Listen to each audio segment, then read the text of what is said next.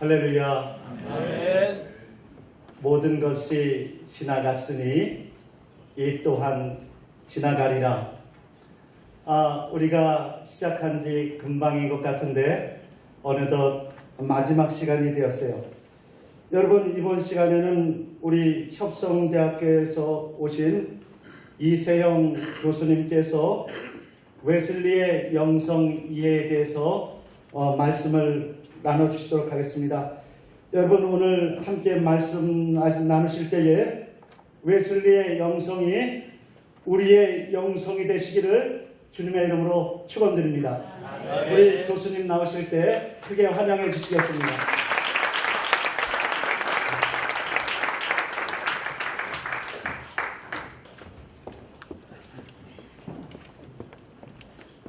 아침 강연을 통해서 도전과 큰 은혜를 받았습니다. 불러주신 감독님께 감사드리고 또 이렇게 큰 자리네요. 한국영성연합 100차 기념 답사예배. 정말 그동안 이 놀라운 역사를 이끌어오신 하나님의 은총, 또 참여한 모든 목사님들, 지도하시는 모든 지도자분들께 주님의 은총과 영광이 넘치시기를 기대합니다. 아멘. 윌겐 하버마스의 책 의사소통 행위 이론이라고 하는 책에서 지난 인류 역사 500년의 역사는 개신교가 주도해온 역사다, 이렇게 평가합니다. 그러면서 그 가운데 특별히 네 전통을 소개하는데, 루터로부터 인류는 경건을 배웠고, 존 켈빈으로부터는 노동의 신성함을, 그리고 제세례파로부터는 삶의 열정을, 감리교의 창시자 존 웨슬리로부터는 삶의 규범을 배웠다고 했습니다. 진정으로 우리 개신교회는 지난 500년 동안 위대한 전통과 유산을 만들었습니다. 1919년 3월 1일 민족의 독립을 주창한 우리 민족의 지도자들의 반이 개신교도들이었습니다. 나라가 위태할 때 이 민족을 구한 것도, 무지에 빠져 있을 때 우리 민족을 깨운 것도, 병들어 가난할 때 이 민족을 치료하고 건강하게 세운 것도 개신교도들이었습니다. 이 민족의 역사에서, 특별히 근대사에서 개신교회는 근대화의 시작을 알리고 민족의 고난을 함께 지고 온 존경받는 교회였습니다. 그런데 언제부턴가 우리의 교회가 신망을 잃어가고 있습니다. 어찌된 일인지 지금 우리는 이 땅에서 예수를 믿고 따르는 것이 점점 어렵고도 힘들게 느껴지는 시대를 살아가고 있습니다. 매주 충격적인 사건에 개신교 지도자들이 연루되어 있습니다. 말없이 빛과 소금의 역할을 감당하는 교회와 교인들의 삶은 드러나지 않고, 미디어를 통해 보여지는 한국교회의 모습은 일그러져가는 부끄러운 초상입니다. 삶이 고도로 세분화되고 문명화가 가속되는 세계 속에서, 사람과 사람 사이에 경쟁이 더해지는 시대 속에서 우리 그리스도인들은 그리스도인됨의 정체성과 삶의 과제에 대한 의미를 되묻게 됩니다. 편지는 언제나 보낸 사람에게 도달하게 되어 있습니다. 자, 그 라강의 얘기죠. 지난 2014년 4월 16일 우리는 이 땅에 세월호가 침몰하는 엄청난 충격의 사건을 목도했습니다. 모두가 다, 나라 전체의 모든 백성이 공포와 무력감에 빠져들었습니다. 우리는 세월이 침몰당한 경험을 했습니다. 절대절명의 위기 상황에서 국가의 재난 시스템이 제대로 작동되지 않았고, 항해를 책임 맡았던 선장과 선원들은 학생들과 승객들을 좌초하는 배에 남겨두고 자기의 자리를 떠났습니다. 책임 있는 이들이 자리를 비운 사이 바다는 입을 벌려 세월호를 삼켰습니다. 시커먼 바다는 희망과 생명과 신뢰를 삼켰습니다. 100여 분의 절대 위기의 순간 소통은 되지 않았고 구조할 수 있는 시간을 어처구니 없이 날려버렸습니다.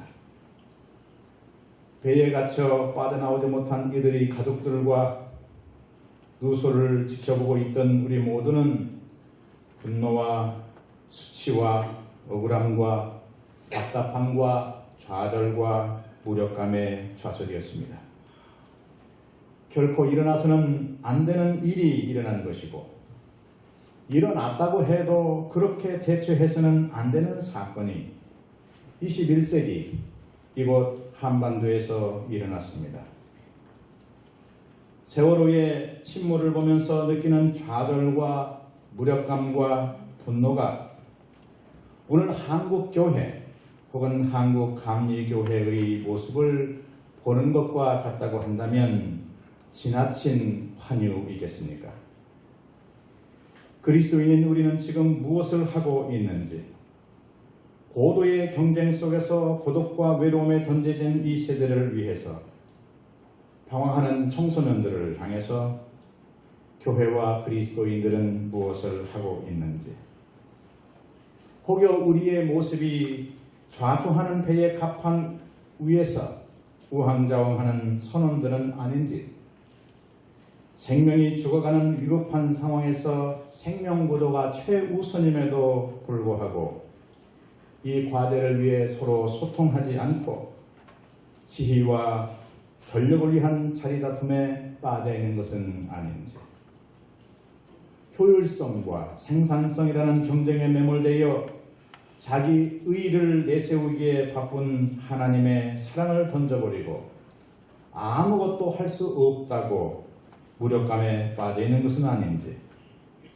우리는 누구며 우리는 무엇을 하는 사람들인지, 세월호의 좌초 앞에서 무력감과 좌절과 분노에 빠진 이 백성을 누가 어떻게 위로할 것인지, 이미 무력감과 좌절에 빠진 한국 그리스도인들이 스스로 일어설 수 있는 힘은 있는 것인지, 이 땅에 우리 그리스도인됨의 의미가 무엇인지 그 의미를 묻게 됩니다. 제가 만난 지도자들 가운데 2001년 1월 한 달 동안 미국의 오하이오 주 쉐이커 하이츠에 머무르는 동안 캐나다 전체 교회의 의장을 지낸 이상철 목사님을 만날 기회가 있었습니다. 이분과 한 주간 동안 지내는 사이에 많은 일화를 들으면서 깊은 감동의 시간을 가진 바 있는데, 한 번은 이상철 목사님께서 캐나다 전체 교회의 의장이 된 다음에 예배와 회무를 위해서 교회를 방문하고 있었습니다. 예배가 끝나고 회무에 들어가기 전에 그 지역의 한 평신도 대표가 손을 들고는 이 목사님께 질문을 던졌습니다. 의장, 당신께서는 캐나다 전체 교회의 의장이 되는데 어떤 기준이 있다고 생각하십니까? 제가 만난 이상철 목사님은 저보다 키도 작고 저보다 못생기신 것 같아요. 제 주관적인 판단이지만. 그리고 영어도 아주 1세대이기 때문에 얼마나 악센트가 강한지 모릅니다. 이 목사님께서 회중을 바라다 보시면서 이렇게 답했습니다. Well, 첫 번째 기준은 저처럼 키가 작고 못생겨야 됩니다. 그래야 못생기고 키가 작은 사람이 교회에 들어올 수 있기 때문입니다. 두 번째는 저처럼 영어를 잘 할 줄 몰라야 됩니다. 그래야 어저께 캐나다에 들어온 이민 온 사람도 교회의 문턱을 느끼지 않고 들어올 수 있기 때문입니다. 세 번째는 제 마음 가운데 있는, 제 가슴 속에 있는 사랑의 크기입니다. 하나님께서는 특별하게 저를 사랑하셔서 키도 작고 영어도 모자르지만 제 마음 가운데는 이 지구 전체를 감싸고도 남을 만한 그리스도께서 제게 주신 특별한 사랑의 크기가 있습니다. 형제여, 당신이 오늘 내 마음 가운데 있는 이 그리스도의 사랑을 마음 가운데 품을 수 있다면 당신이 오늘 캐나다 전체 교회의 의장이 될 수 있습니다. 문제는 사랑입니다. 오늘 우리가 이 제목을 웨슬리의 영성 이해라 이렇게 잡았습니다. 이것은 결코 제가 잡은 것이 아니고 감독님으로부터 호명을 받고 제목도 그렇게 부탁을 받아서 하여튼 나오는 대로 얘기할 참입니다. 그런데 이 영성이라고 하는 말과 더불어 재밌게 우리가 생각해 봐야 될 것은 사실 우리는 영을 훈련할 이유는 없습니다. 로마서 12장 1절에도 보면은 너희의 몸을 거룩한 산제사로 드리라 그랬습니다. 영성이라고 하는 것은 하나님의 뜻에 우리의 삶, 우리의 몸을 맞추는 것입니다. 몸의 훈련이고 삶의 훈련입니다. 그런 점에서 나는 좋은 그리스도인이 되고 싶다고 얘기했던 한경직 목사님의 발언이나 한 사람을 위해서 목회하고자 했던 오카는 목사님의 그런 가르침은 우리에게 시사하는 바가 크다고 믿어집니다. 존 웨슬리, 18세기 살았던 이 존 웨슬리, 이 시대의 영국 사회도 우리가 살아가는 사회만큼이나 마음이 힘들고 어두운 시대였죠. 어두운 시대를 살았지만 웨슬리는 그리스도인들을 향해서 진정한 그리스도인, 성경적 그리스도인, 완전한 그리스도인이 되라고 설파했습니다. 18세기 영국 산업화의 여정에서 극심한 사회 구조의 변화와 가치관의 혼돈의 시대를 살았던 웨슬리는 하나님의 은총을 힘입어 거룩한 하나님의 사랑을 이웃사랑으로 살았던 영성가였습니다. 뿐만 아니라 영국 사회를 향해 성경적인 복음, 곧 그리스도인의 완전을 전했던 진정한 전도자였습니다. 웨슬리는 이러한 자신의 신앙을 담아서 1967년 그리스도인의 완전과 관련된 자신의 평생에 걸쳐 나누었던 이야기들을 그리스도인의 완전에 관한 평이한 해설이라고 하는 책으로 소개해주고 있습니다. 이 책은 웨슬리의 독특한 영성이 목회 과정을 통해서 어떻게 발전적으로 형성되어 갔는지 보여주는 대표작입니다.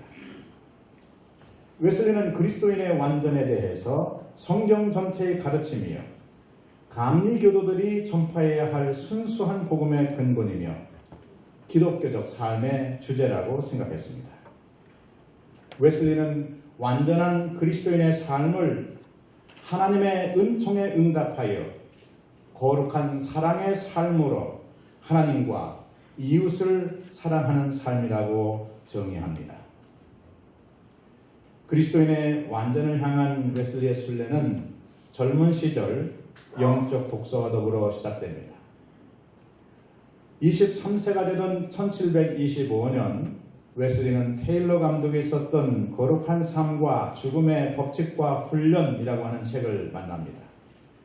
이 책에서 웨슬리는 의도의 순결이라는 부분에 감명을 받고는 자기의 생 전체, 자신의 생각, 말, 행위 일체를 하나님께 바치기로 결심합니다. 그리고는 중간은 없다, 이렇게 단호하게 선언합니다. 1726년에 이르러서는 토마스 아켄비스의 그리스도를 본받아를 접했을 때 내면의 종교, 마음의 종교의 본질과 본성과 범위에 집중합니다. 그리고는 의도의 단순성과 정감의 순결이 하나님의 산에 오를 수 있는 영혼의 날개임을 깨닫습니다. 그 후 1728년 윌리엄 로의 그리스도인의 완전과 진지한 부름이란 책을 읽고서는 반쪽 그리스도인이 되는 것은 불가능하다.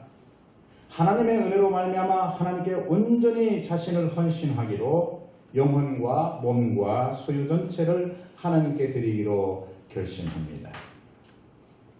1729년 웨슬리는 성서를 진리의 유일무이한 표준으로 순수한 종교의 유일한 모본으로 읽고 연구하기 시작합니다.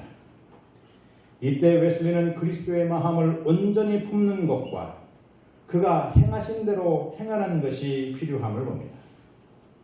1733년 1월 1일 옥스퍼드 대학교 성마리아에서 마음의 할례라고 하는 설교를 하는데 이때 웨슬리는 마음의 할례에 대해서 말하기를 영혼에 습득된 성품이며 성경이 가르치는 거룩함이라고 선포합니다.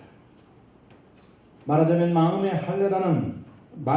할례라는 것은 직접 죄에서 깨끗함을 받는 것, 육과 영의 모든 더러움에서 깨끗해지는 것, 그 결과 그리스도 예수 안에 있던 덕들을 부여받는 것, 하늘에 계신 아버지께서 온전하심과 같이 온전하도록 우리의 심령이 새로워지는 것이라 이렇게 주장합니다.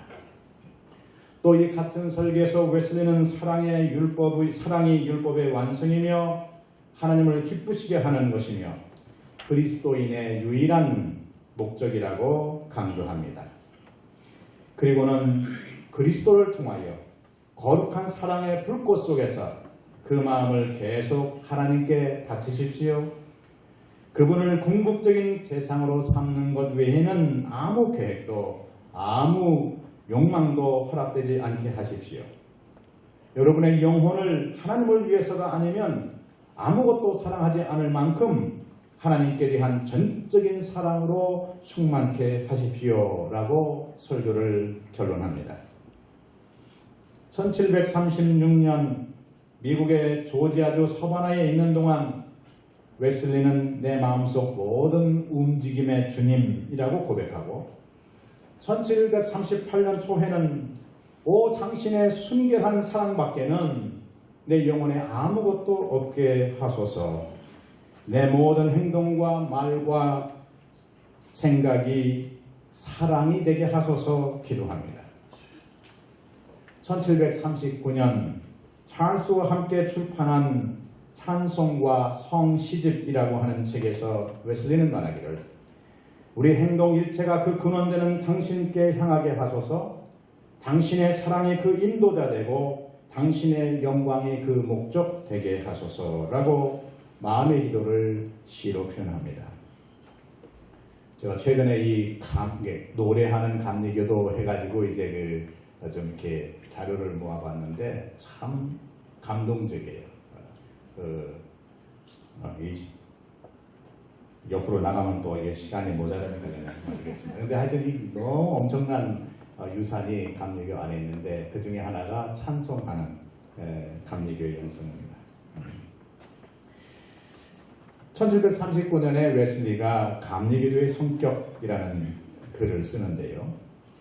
감리교도는 자기의 마음을 다하고 목숨을 다하고 생각을 다하고 힘을 다하여 주 하나님을 사랑하는 사람이다. 그냥 성경 말씀이죠.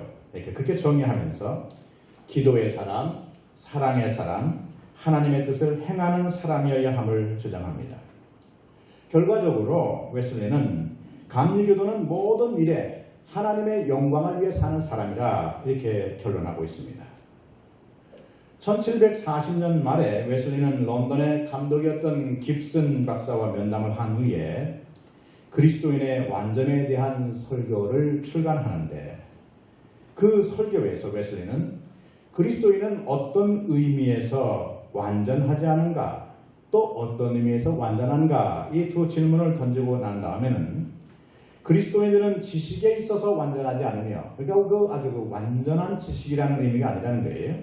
무지나 과호나 유혹으로부터 자유롭지 않고 완전한 그리스도인들이라 할지라도 일시적 환난에 빠질 수 있으며 죄와 무관한 자들이라기보다는 이 세상에서 모든 죄와 불의에서 구원을 받는다는 것과 죄를 범하지 않으며 또한 악한 생각과 악한 성질에서 벗어난다는 의미에서 현재 완전하다고 하는 것이다. 이렇게 답을 합니다. 1741년에는 이 웨슬리가 찬송가 22집을 펴내는데요. 이 찬송가가 찰스가 9,000곡을 펴냈는데 그 중에 성경과 관련된 찬송가가 한 2,300여 개가 됩니다. 그래서 그 라텐베리라고 하는 분은 찰스 웨슬리의 찬송 시집에 대해서 평가하기를, 만일 우리가 어떤 일이 있어서 이 인류가 성경을 잊어버린다고 할 것 같으면 웨슬리의 이 찬송을 다시 복원해서 성경을 쓸 수 있을 거라고 이렇게까지 얘기했습니다. 이 찬송가 22집, 여기에서 웨슬리는 하나님으로 충만한 영혼에는 악한 생각이 들어오지 않으며 기도할 때 방황하지 않고 하나님 앞에 친근하게 마음을 쏟아 놓을 때 이미 지나간 일, 현존하지 않는 일, 앞으로 올 일 등에 대해서 어떤 생각도 없고 오직 하나님께 대한 생각뿐이라, 이렇게 적고 있습니다. 거룩함으로 기름 부음을 받은 자들은 성령으로 말미암아 구속의 날까지 인치심을 받았으며 의의 면류관이 마련되어 있어서 주께서 그날에 저들에게 주실 것이라는 증거를 가지며 이러한 죄로부터의 구원의 역사는 완전에 이르도록 점진적으로 일어난다고 보았습니다. 또 웨슬리는 이 찬송가에서 우리에게 완전하고 높은 구원이 있으며 이 구원은 믿음으로만 받을 수 있고 이 믿음과 그 결과로 초래되는 구원은 한순간에 주어지며 그 순간은 지금일 수 있다고 가르칩니다. 1741년 웨슬리는 또 다른 찬송가를 발간하면서 그리스도인의 완전에 대해서 또 언급하고 있는데, 그리스도인의 완전에 대한 일반적인 편견은 그 본질에 대한 오해에서부터 일어납니다. 이 세상에서 선을 행할 필요가 없고 모든 하나님의 규례에 참여하지 않아도 좋다거나 무지, 실수, 시험, 기타 혈육에 필연적으로 관련된 많은 약점에서 자유를 의미하는 완전은 없습니다. 웨슬리가 말하는 완전한 자는 그리스도의 마음을 품은 자요, 그리스도께서 행하신 대로 행하는 자요, 손이 깨끗하고 마음이 순결한 자이며 육과 영의 온갖 더러운 것에서 깨끗해진 자이고 어떠한 경우에도 실족하지 않는 자이며 죄를 범하지 않는 자입니다. 이렇게 들어보면 너무나 철저해서 과연 그 삶을 살 수 있을까, 이런 의문이 들 정도입니다. 1744년 6월 25일 연회에서 설교자들과 문답하는 가운데 웨슬리는 성화란 의와 참된 거룩함 안에서 하나님의 형상으로 새로워진다고 하였고, 완전한 그리스도인이란 마음을 다하고 뜻을 다하고 목숨을 다하여 하나님을 사랑하는 것이라 하였으며 이로써 모든 내적인 죄로부터 구원받은 것이라 하였습니다. 성화는 장성한 그리스도인들에게 나타나는 것으로 언제든 가능하다고 보았습니다. 성경에 하늘에 계신 너희 아버지의 온전하심과 같이 너희도 온전하라고 말씀하듯이 그리스도인의 완전이란 죽은 자에게 한 것이 아니고 살아있는 자에게 던져진 하나님의 말씀이라고 가르쳐줍니다. 그리스도께서는 모든 불법에서 우리를 구속하시고 우리를 깨끗하게 하사 선한 일에 열심인 신백성이 되도록 하십니다. 1749년에 이르게 되면 찰스는 찬송과 성시집 두 권을 발간하게 되는데, 이 찬송시들은 구원의 현재성, 예수 그리스도의 생명의 현존을 노래하고 있습니다. 이 책에 정의된 그리스도인의 완전은 하나님과 우리 이웃을 사랑하는 그 사랑으로서 모든 죄에서 구원받았음을 뜻하며, 이것은 단지 믿음으로 받으며 순간적으로, 즉 한순간에 주어지고 죽을 때가 아니고 매 순간 기대해야 한다고 말합니다. 곧 웨슬리는 지금이 은혜 받을 만한 때고 지금이 구원의 날이라고 선포하고 있는 것입니다. 1759년 연회 중에 그리스도의 완전에 대한 고찰을 책자로 나눠주면서 이 글에서 웨슬리는 말하기를, 생각과 말과 행위가 순수한 사랑에 지배된 사람이 동시에 무지하거나 실수할 수 있는가에 대해 묻고는 1758년 8월 브리스톨에서 정리했던 것을 갖고 다음과 같이 답변합니다. 누구든지 살아있는 동안은 실수가 있을 수 있다. 의견의 잘못은 실천의 잘못을 가져올 수 있다. 이러한 잘못도 완전한 율법을 범하는 것이다. 이 모든 잘못은 속죄의 피가 아니었더라면 영원한 정죄에 해당한다. 따라서 가장 완전한 자도 그들의 실제적 범법을 인하여 그리스도의 공로를 계속 필요로 하며 다른 형제들을 위해서뿐 아니라 그들 자신을 위해서도 우리의 죄를 사하여 주시옵소서라고 말할 수 있는 것이다. 웨슬리는 우리의 영적 상태가 어디에 이르렀든지 언제나 그리스도를 필요로 한다고 보았습니다. 그러므로 그리스도인의 완전에 이르렀다는 것은 그리스도가 필요 없게 되었다는 그런 의미가 아니고 부재한 완전을 뜻하는 것도 아니었습니다. 하나님에 대한 사랑이 충만한 사람이라 하더라도 본의 아닌 범과를 저지를 수 있으며 순수한 사랑에서도 잘못이 흘러나올 수 있다고 그렇게 이해했습니다.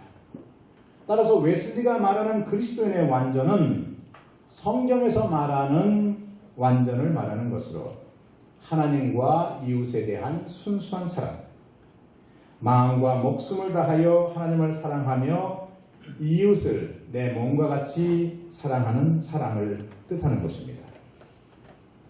곧 그리스도인의 완전이란 사랑이 마음과 삶을 지배하는 것이고 우리의 모든 기질과 말과 행동 전체에 퍼져 있는 것입니다. 1762년쯤에 런던에서 하나님의 역사가 크게 늘어나고 있었습니다. 이를 틈타가지고 열광주의가 공동체 안에 침입하게 되었는데 이런 상황에서 웨슬리가 1764년 그리스도인의 완전에 대한 계속된 고찰이라는 글을 써서 그리스도께서 율법의 완성이 됨을 설명하고 있습니다. 웨슬리가 얘기하는 이 율법이라고 하는 것은 아담의 율법이나 모세의 율법과는 다른 것입니다.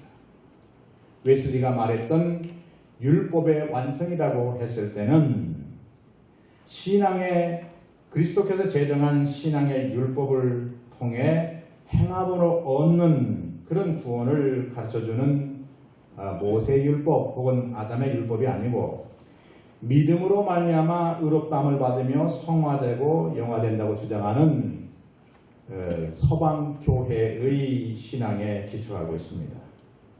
1520년 루터가 그리스도인의 자유에서 얘기할 때에 이 자유라고 하는 것은 그리스도의 능력으로 말미암아 그리스도 안에 있는 능력으로 말미암아 계명 곧 율법을 완성할 수 있다고 가르치는데 율법은 그 전통 속에서 율법의 완성을 얘기하고 있는 것입니다. 그리스도를 믿는 우리는 아담의 율법과 모세의 율법 아래 있는 것이 아니라 하나님의 사랑과 이웃사랑을 위해 움직이는 믿음의 율법, 믿음의 법 아래에 있는 것입니다. 사랑은 우리의 공로가 아니라 오직 예수 그리스도를 통해 주어진다는 것입니다. 그리스도인의 완전은 인간의 공로나 인간의 성시장이 아니고 하나님의 선물, 하나님의 은총입니다. 이 은총을 갖기 위해서 우리에게 그리스도가 필요합니다. 우리가 성화되었고 죄로부터 구원받았음을 아는 것은 성령의 증거와 열매 때문입니다. 그리스도인인 우리는 칭의를 통해서는 상대적인 변화만을 경험하지만 그러니까 그 칭의에는 우리가 우리를 위해서 죽으신 예수 그리스도를 믿음으로 의롭다함을 얻는 것입니다. 객관적으로.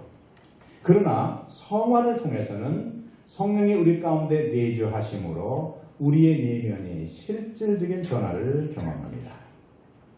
성화를 통한 실질적인 변화는 하나님께서 우리에게 값없이 주신 것들 중에 하나입니다. 그리스도인의 완전에 이른 사람은 영원토록 자라가며 또한 동시에 은혜로부터 떨어질 수도 있고 다시 회복될 수도 있습니다. 굉장히 그 다이내믹하고 긴장 관계가 있어요. 웨슬리의 그 축에 보면은 회개는 구원의 현관이라 이렇게 웨슬리는 표현하고, 칭의는 구원의 문턱이라 문지방이다 이렇게 표현하지만, 성화는 구원의 방이다 이렇게 표현합니다. 죄와 관련해서 칭의는 우리의 죄책의 해결을 받습니다. 신생, 성화의 초기 단계에 있어서는 죄의 능력이 해결을 받아요. 능력을 성취하는 거예요. 그러나 우리 죄 자체가 온전하게 해결되는 것은 온전한 성화에 이르러서, 그리스도인의 완전에 이르러서, 여기서 그리스도인의 완전이라는 말은 다른 의미예요. 온전한 성화에 이르러서 가능하다고 얘기합니다. 웨슬리가 말하는 완전은 완전한 상태 혹은 완전한 존재를 의미하지 않습니다. 켈빈은 완전한 상태를 얘기하기 때문에 살아있는 동안 그리스도인의 완전에 이르는 것에 대해서 의심하고 따르질 않았어요. 그래서 여러분이 그 페넬롱의 그리스도인의 완전이라든지, 그리고 윌리엄 로가 얘기했던 그리스도인의 완전, 이런 것들은 완전히 상태로서 이해된, 존재로서 이해된 완전을 얘기하고 있어요. 그러나 웨슬리가 말하는 그리스도인의 완전, 여기서 완전이라고 하는 것은 관계의 완전을 두고 하는 것입니다. 1762년 웨슬리는 감리교 신도회 내의 가장 위대한 증거자들에게 주는 주의와 지침이라는 어떤 그 소책자를 발견하는데, 거기서 이렇게 감리교 지도자들에게 충고합니다. 저는 이 부분을 보면서 참 우리에게 필요한 말씀이다 그러는데, 7가지인데 한번 잘 들어보십시오. 첫째는 교만을 경계하여 끊임없이 깨어 기도하십시오. 참 지속적으로 우리가 주목해야 될 부분입니다. 둘째는 교만의 딸 열광주의를 경계하십시오. 그 설교에 대한 부분을 보다가 킬케골이 이렇게 얘기하더라고요. 왜 많은 사람들이 많은 사람 앞에서 설교하기를 원하는가? 그것은 자기가 하나님 앞에 서기를 두려워하기 때문이다. 이 설교가들의 그 유혹에 대해서 얘기하는데, 사실 설교가는 말하기 전에 들어야 되는데, 대체로 이렇게 말하는 데 집중하다 보면 열광주의 설교가들이 빠지기 쉬운 그 유혹 가운데 하나예요. 그게 뭐냐면 너무 강력하게 막 흥분해가지고 이렇게 설교하다 보면은 그게 그 열광주의에 빠지게 되면 그게 교만의 딸이라고 하는 거예요. 그래서 이 부분 굉장히 저한테 아주 다 왔습니다. 세 번째, 율법 무용론, 정적주의, 방종, 오직 믿음주의를 경계하십시오. 사실 이 오직 믿음주의라고 하는 거가 1930년대 이영도 목사님이 그 정죄를 받고 하는데, 그때 이제 그 이단으로 몰리게 된 이유 가운데 하나가 선교사들을 비판했기 때문이거든요. 이신득이에 대한 공격인데, 이것은 철저하게 저는 웨슬리의 전통 속에서 성화에 대한 깊은 이해가 있었기 때문에 가능했다. 그렇게 저는 변증해주고 싶은 부분입니다. 그리고 웨슬리의 전체 사상은 사실은 율법 폐기론자들과의 싸움이었고요. 그리고 이 모라비안 교도들과 선을 둔 거가 이제 정적주의에 대한 그 반대 때문에 방종, 오직 믿음주의 이런 것을 경계하라고 얘기합니다. 네 번째로 태만의 죄를 경계하십시오. 다섯째는 하나님 외에 아무것도 소원하지 마십시오. 여섯째는 분노를 경계하십시오. 그리고 마지막 7째는 범사의 모범이 되십시오. 감리교 목사님들에게 이 7가지 이렇게 딱 써서 지침을 삼으면 어떨까 그런 생각을 해보았습니다. 하나님과 성령의 충만함에 거하는 사람들은 물이 바닷속으로 돌아가는 것처럼 몸과 영혼과 세상이 하나님께로 돌아가 거기서 영원한 안식 속에 사는 자들입니다. 참된 목종은 하나님의 전체 뜻에 철저하게 일치하는 것입니다.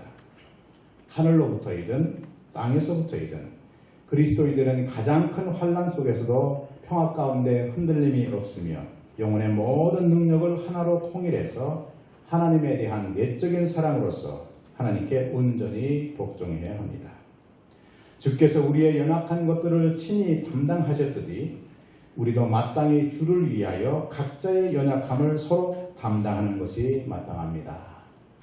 참 이 부분이 우리 감리교단에게 하나의 그 치유책이 되면 어떨까? 우리가 이렇게 그 각을 이루게 될 때에 연약하기 때문에 서로 연약함을 지적하면서 공격하는 거거든요. 근데 누군가의 연약함을 내가 담당할 수 있으면 우리가 서로 부족하고 약함에도 불구하고 연대하고 연합하고 하나님의 선교를 위해서 손잡을 수 있지 않겠는가, 그런 생각을 해보았습니다. 인내가 없이는 하나님에 대한 사랑이 없고 겸손하고 온유한 정신이 없이는 인내도 없습니다. 겸손과 인내는 사랑의 증거를 가장 확실하게 보여줍니다. 오직 겸손만이 인내와 사랑을 결합시킵니다. 하나님은 우리 사랑의 첫째 대상입니다.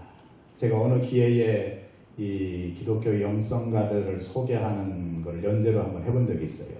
그래서 매번 그 영성가들의 그 원래의 그 책들을 읽고 소개해 준 적이 있는데, 제가 그거를 통해서 하나 명쾌하게 하나 배웠어요.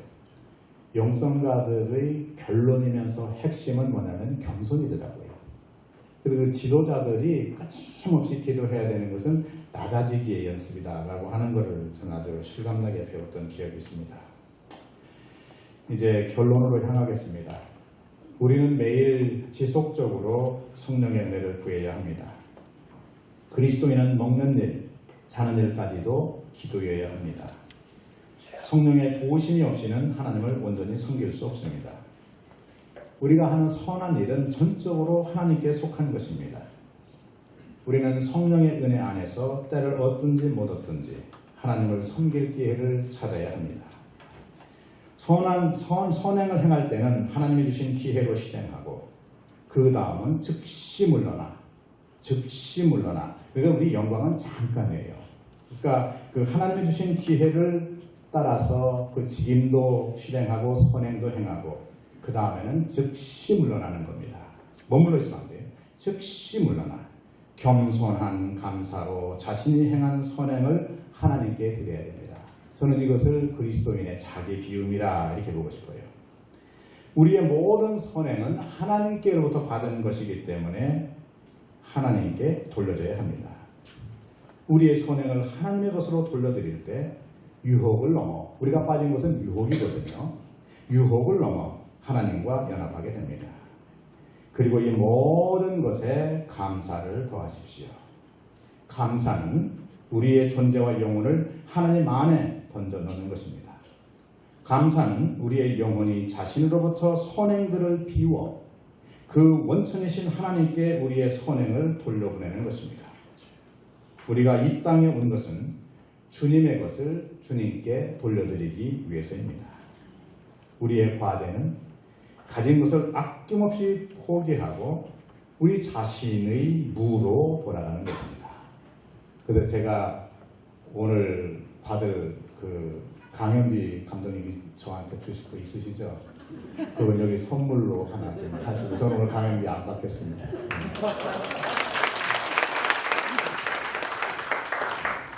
박수 받을 일은 아닌데 강의를 위해서 함께 나눠보자 했습니다. 그리고 그 무의 공간에 돌아갈 때 하나님의 사랑으로 인한 하나님의 영으로 충만해질 수 있습니다. 우리는 주님의 것이고 우리의 뿌리 또한 주님의 것입니다.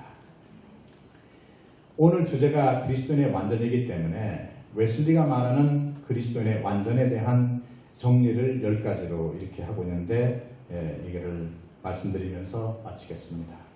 웨슬리 이렇게 얘기해요. 완전이라는 것이 존재한다. 성경에서 반복해서 말하고 있기 때문이다. 그러니까 완전해야 되는 이유는 성경이 그렇게 명령하고 있기 때문이다. 이렇게 얘기해요. 두 번째는 완전은 칭의 시기와 같이 이런 것이 아니다. 의롭다함을 받은 자가 완전을 향해 나아가야 하기 때문이다. 이렇게 얘기하고요. 세 번째로 완전은 죽음의 시기와 같이 늦은 것도 아니다. 사도 바울이 살아있던 완전한 사람들에 대해 말하고 있기 때문이다. 네 번째로 완전은 절대적인 것이 아니다.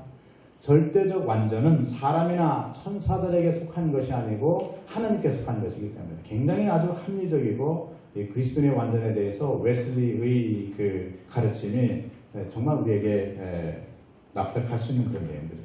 다섯 번째는 완전이란 인간을 오류 없는 자로 만드는 것이 아니다. 육체에 머물러 있는 한 아무도 무할 수 없다. 여섯 번째, 완전은 죄 없는 것이 아니고 죄로부터의 구원이다. 이게 핵심이죠. 그리고 7번째 완전은 완전한 사랑이다 이렇게 얘기하고 8번째 완전은 항상 언제든지 향상될 수 있다. 완전은 이전보다 더 완전해질 수 있다 이렇게 얘기해요. 그러니까 오늘 완전한 사람도 내일 더 향상된 완전으로 향한다는 얘기예요. 그러니까 완전히 살아있는 이 그 역동적인 그 다이내믹 릴레이션이다 저는 그렇게 표현하는데 역동적인 관계다 이렇게 보시면 좋을 것 같아요. 하나님과의 관계. 그 다음에 이 관계적이기 때문에 그리스도인의 완전은 잘못될 수도 있고 잊어버릴 수도 있다는 거예요. 그리고 10번째 점진적인 역사가 완전을 선행하고 뒤따르는 것이다. 완전은 순간적이다. 그 순간만큼 전부가 사랑뿐이다. 저는 그래서 그 웨슬리 신학을 동방의 전통을 많이 강조하는 것도 있지만 사실은 그 마카리우스 같은 경우도 인용한 것이 그 몇 군데 안 돼요. 다만 그 기독교 총소 얘기할 때 마카리우스의 그 50편의 설교가 맨 앞에 이제 정리되는 것 때문에 그렇게 강조하는데 그 서방의 그 특별히 종교개혁의 신앙이 루터 신앙의 기초를 이루고 있어요. 그러면 칭의와 성화의 관계를 어떻게 이해할 것인가? 저는 그렇게 이해하면 어떨까 싶어요.